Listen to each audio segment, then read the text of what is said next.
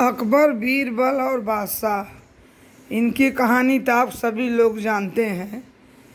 नमस्कार, मैं गीता पांडे गीता भक्ति एपिसोड में आपका स्वागत करती हूँ। आज मैं अकबर बीरबल की कहानी लेके आई हूँ और वो कहानी बहुत अच्छी है कि अकबर कैसे कैसे इनके साथ, बीरबल के साथ रहते थे, कहाँ जाते थे, वहाँ उनकी कहानी है। एक बार अकबर और बीरबल दोनों लोग कहे कि भाई, मेरे बादशाह बोले कि मेरे लाव लश्कर को तैयार करो और मैं जंगल में शिकार खेलने के लिए जाऊंगा।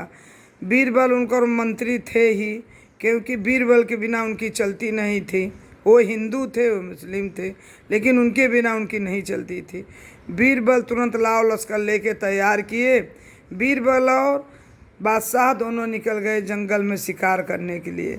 शिकार करते करते एक नदी के सरोवर पर पहुँच के वहाँ पानी पिए और बादशाह के मन में आया कि हे बीरबल, चलो अपने गांव नगरी में देखते हैं कि क्या क्या हो रहा है, वहाँ की व्यवस्था कैसी है, क्योंकि वो शासक थे। तो बीरबल ने ले के उनको गए और वहाँ पहुँचे। हर नगरी में घूमते घूमते गए। एक थे राजा, वहाँ पहुँचे, उनके अच्छी हवेली थी, वहाँ उन लोग का स्वागत हुआ। चाय पानी उनके लिए आया, पानी पिए। और वहाँ की घर की औरतें, पहले की औरतें घूंघट काटती थी और घर की औरतें अंदर ही रहती थी, किसी को देख नहीं पाती थी। तो अकबर का नाम मशहूर ही था। उन्होंने अकबर का नाम सुना तो सोचा कि हम भी एक केवाड़ी की ओट से उनको देख लें। उन्होंने घूंघट काढ़ के थोड़ी सी केवाड़ी खोल के और एक आँख से उन्होंने अकबर को देखा और देखे अकबर को देख के फिर जब तुरंत वहाँ अकबर थे चंचल मन के, उन पीछे मुड़ के देखे तो औरत घूंघट से देख रही थी। उन्होंने अकबर को देखा, तुरंत केवाड़ी बंद कर लिया। और अकबर ने बीरबल से कहा, बीरबल, ये कैसा है चंचल नैन, छुपे न छिपाए।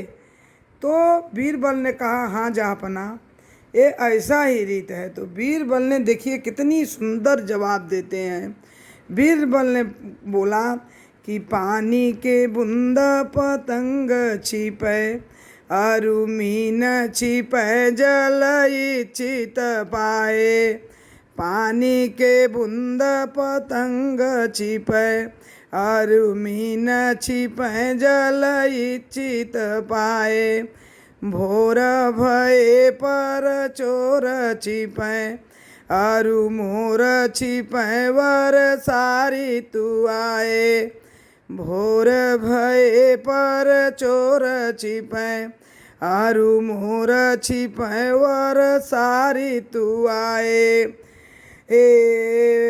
भोर ओट किए सत घूंटन को, ओट किए सत घूंटन को, पर चंचल नैन छिपे न छिपाए।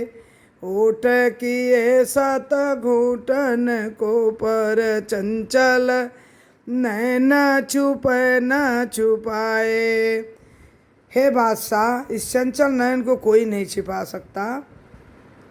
उन्होंने बहुत सुंदर जवाब दिया कि पानी के में ही मीन छुप जाती हैं और पतंग जो है पानी के बारिश से छुप जाता है, और भोर भये पर मोर छुप जाते हैं। वर्षा ऋतु आए पर, जब भोर भये पर चोर चोरी करने आता है तो चोर छुप जाता है। वर्षा ऋतु आने पर मोर छुप जाता है। लेकिन अगर जो चंचल स्त्री हैं, वो उनका कभी चंचलता नहीं छिपती। वो चंचल, उनका नयन जो होता है कभी नहीं छुप सकता। बादशाह ने सुना, कहा शाबाश। वह सुनकर बहुत खुश हुआ और सुंदर जवाब पाया। तो दोस्तों, कैसी लगी कहानी? धन्यवाद।